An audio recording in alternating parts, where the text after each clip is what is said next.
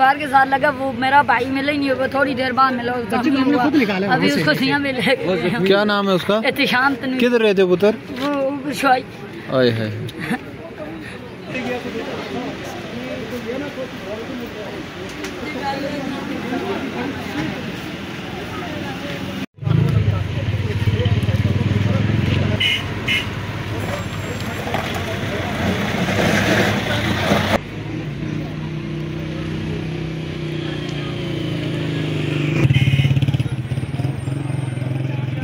बताएं यहाँ पे क्या हुआ है?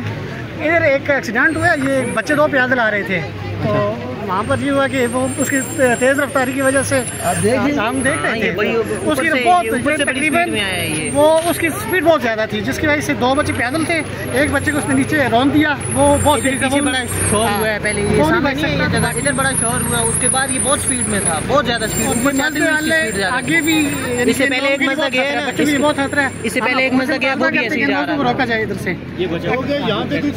पुत्र आपने क्या देखा?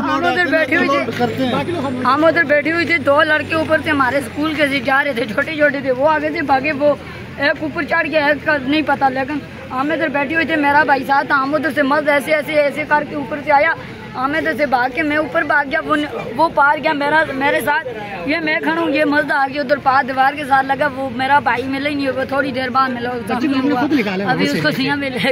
क्या नाम है उसका? एहतिशाम। किधर रहते पुत्र? वो आए है।